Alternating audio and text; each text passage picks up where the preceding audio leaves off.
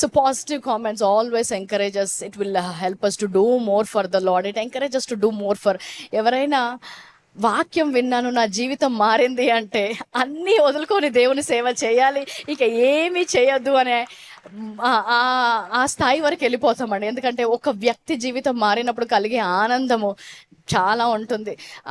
Especially when young girls come to me and say, అక్క మేము ఇంతకుముందు ఇలాగ ఉండేవాళ్ళము, ఇప్పుడు ధైర్యం వచ్చింది. ఎంతోమంది సూసైడ్ చేసుకుందాం అనుకున్నాం, కానీ ఇక్కడికి వచ్చాక ధైర్యం వచ్చింది. దేవుడు నాతో ఉంటాడు, నా గతాన్ని పట్టించుకోని అవసరం లేదు, దేవుడు నాకు నూతన జీవితాన్ని ఇస్తానని వారు చెప్పిన ప్రతి మాట కూడా వారి కోసం ఇంకా చేయాలనిపించి we started doing the women's ministry and we have expanded the ministry a lot. So we go forward with encouragement and with great joy. And yeah, when it comes to the negative comments, yes, because we are in flesh and we deal with our emotions, especially as a woman. From the time I stepped on the stage, అక్కడ ఉన్నప్పుడు problem లేదు, ఇక్కడికి వచ్చినప్పుడు మొదలయ్యాయి. One thing I want to tell is I did not step onto the stage because my husband is a pastor. నా భర్త చేస్తున్నాడు కాబట్టి నేను రాలేదండి. I'm a doctor. I'm a super specialty doctor. I have a clinic. I have my business all before my marriage. Not only that, my social media, before the church had any numbers. Yeah, you have. This is 5 years back. I had 157K subscribers with over millions of views on my social media. And I was on Facebook, I was YouTube. My mom has a Calvary TV channel. I was on the TV. Most of the Christians recognize me through that. So మొట్టమొదటిసారి ఇక్కడికి వచ్చాక గుర్తింపు కోసం రాలేదు, గుర్తింపు ఉండింది.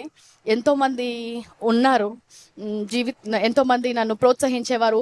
అప్పుడు నేను అప్పుడు కూడా వీడియోస్ చేసినప్పుడల్లా కూడా నా వీడియోస్ చూసినట్లయితే దేవుని వాక్యం లేకుండా ముగించేదాని కాదు. Every time I send a video out about health, I would always send with a scripture. ఎప్పుడైతే దేవుని పిలుపు నేను అందుకున్నానో,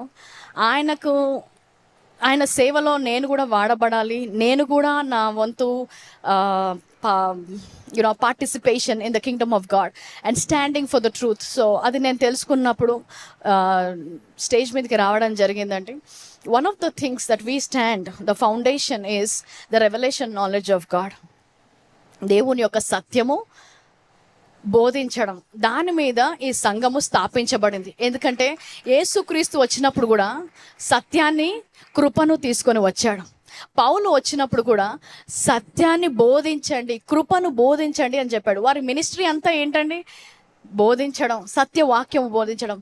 that is also is our ministry, to stand for the truth. So when a negative comment comes, I'm humble enough. I have elderly people. My husband is there. My father-in-law is there. I have mentors. My spiritual father is there. ఎప్పుడైనా ఏదైనా తప్పుగా నేను గ్రుడ్డితనములో తప్పు చేస్తుంటే తప్పకుండా వారి దగ్గరికి వెళ్ళి వారి యొక్క అడ్వైస్ తీసుకుంటాను. ఒకవేళ ఏదైనా మార్పు చేయాలంటే చేసుకోండి. వాళ్ళు మాత్రమే కాదు, ఇంకా ఎవరు చెప్పినా కూడా దాని గురించి ఆలోచించి తగ్గించుకొని దాని ప్రకారము కొన్ని మార్పులు చేసుకుంటాం. 8 సంవత్సరాలు రీక్యాప్ వీడియోలో చూస్తుంటే అక్కడక్కడక్కడ చాలా మార్పులు వచ్చాయి. ఎక్కడైతే కొన్ని చేంజ్ చేసుకోగలమో చేంజ్ చేసుకున్నాం, కానీ ఎక్కడైతే సత్యానికి విరుద్ధంగా నిల్చోమంటారో అక్కడ నేను నిల్చోలేనండి. దేవుని వాక్యముకి మాత్రం విరుద్ధంగా నిల్చోలేదు. Uncompromised truth of the word of God. I can not compromise with the word of God. అది తప్ప ఏం చేయమన్నా చేస్తాను, మీరందరూ వెళ్ళిపోయాక కుర్చీలు తీసేయమన్నా తీసేస్తాను, కానీ వాక్యంలో లేనిది బోధించమంటే మాత్రం నేను బోధించలేను. సో ఫర్ ఎగ్జాంపుల్, చెప్పులు వేసుకొని ఎందుకు బోధిస్తారు? మేము బాగా నమ్మేది నూతన నిబంధనలో ఉన్నామని. నూతన నిబంధనలో వాక్యం ఏమంటుందంటే, దేవుడు ఇప్పుడు ఏదో స్థలములో లేడు, నీ శరీరమే ఆయనకు ఆలయము. ఈరోజు దేవుడు మనలో నివసిస్తున్నాడు, అంటే మన శరీరమే పరిశుద్ధ స్థలం అని మేము ప్రసంగిస్తాము నూతన నిబంధన గురించి. ఇప్పుడు నేను చెప్పులు ఇప్పేసి వచ్చిన అంటే ఏంటండి?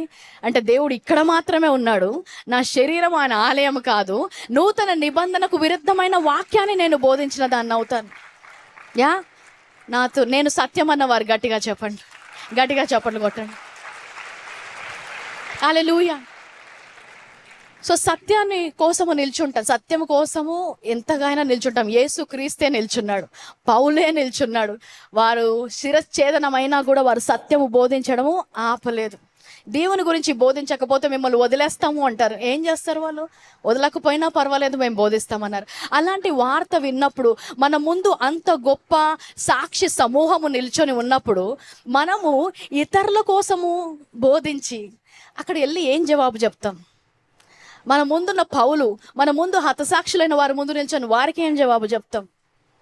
So we are not living for the opinions of people. We are standing for the word of God in this generation. Hallelujah. ఎప్పుడైనా మొట్టమొదటిసారి ఏదైనా మొదలు పెట్టిన వారు, the pioneers have to struggle. I know my husband has brought the grace gospel to this place, and it was not an easy thing, but I'm glad that we are standing today, and the grace of God is sufficient for us in all the times.